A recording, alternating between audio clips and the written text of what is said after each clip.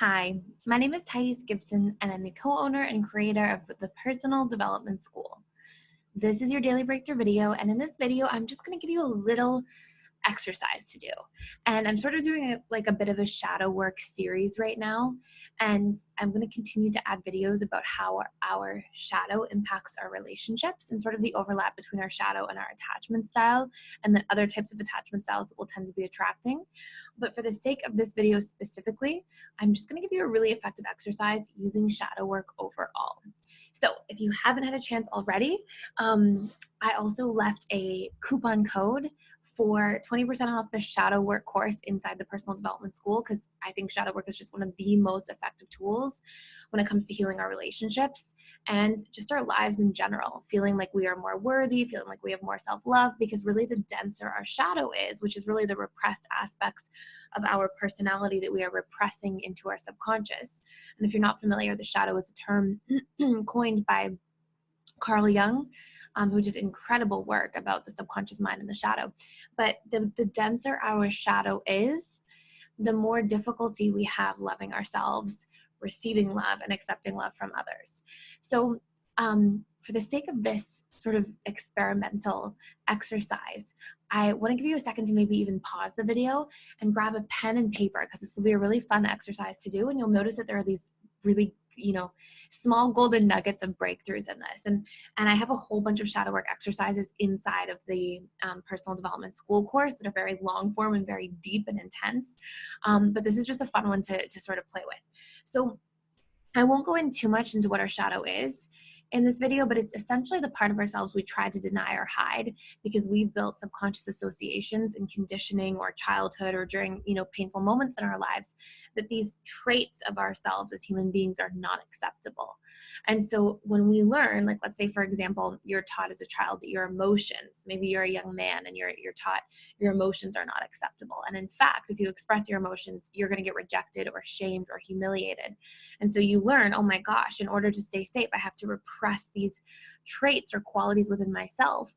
And so you push down a part of your humanity, but it's ultimately like the most intense self-rejection, because you are literally trying to fragment and cut off and deny a part of your wholeness, your true self. So what we want to do here is we want to start integrating our shadow in a healthy way by neutralizing your subconscious associations to these qualities within yourself in the first place, like questioning what you believe about the example of you expressing emotions as a human being. Like, is that really bad? Is that really something you should be denying or hiding? Is there a use for your emotions? um, and and then what I want you to do here is, in this quick exercise, um, write out a list of the repeating patterns in your life. So get a pen and paper. I'm going to take you through a quick exercise that's going to help you identify places that you keep having the same sort of patterns that really trigger you in your life. And I want you to be able to shift your perception through this exercise to recognize that these triggering patterns that you keep finding in your life are triggering, and you keep feeling so frustrated about them and personalizing them so much because they are in fact personal to you. So here's how we're going to find out what these things are. I want you to follow these steps. Okay. So step one, write a list of the repeating patterns in your life, specifically with people that trigger you who specifically have the same qualities or traits. So write out these characteristics. So let's say, for example, that you always have this boss who ends up being really controlling and critical. And it was very triggering for you in that chapter of your life. And before them, you had the controlling and critical partner. And that was really triggering for you. And before that, it was one of your family members who was really controlling and critical. So write out all the qualities. Is there a same sort of personality type that you really get triggered by? And you keep having these sort of run-ins with these same sort of individuals, just in different forms in different areas of your life. So write out what those characteristics are that really specifically bother you. And then step two, what I want you to do is write out where you demonstrate these same qualities in the relationship to yourself. So where are you controlling and critical of yourself? Okay. And why? What was sponsoring this? Why did this come about in the first place? Where did you adopt this behavior from?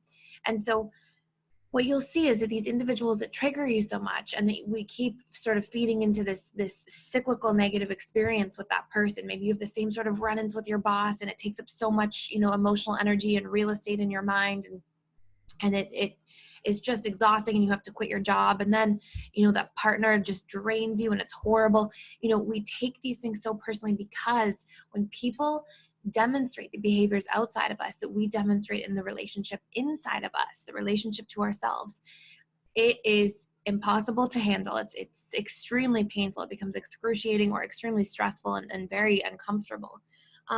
And we usually go unconscious in these areas. So when we're so consumed with the pain of a situation, it's hard to, step outside of that emotion and give ourselves a moment to go, what's a better solution? Or how can I stand up to this person? Or what's something I can do to set a healthy boundary? Or how can I communicate more effectively or be proactive to prevent the situation from happening?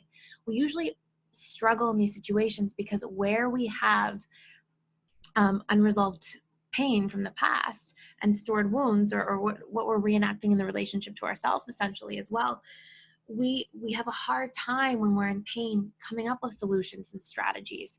And sometimes we are even not coming up with a solution or strategy because we are so afraid of the consequences of doing something like speaking up or setting a boundary, because of whatever really painful associations we grabbed there from childhood. So for example, just to really make that clear, maybe you keep having the same run-in with the same type of authority figure and painful boss who's really controlling and critical, and maybe other members of your team learn to set a boundary or learn to speak up or learn to sort of push back a little bit and carve out space for themselves.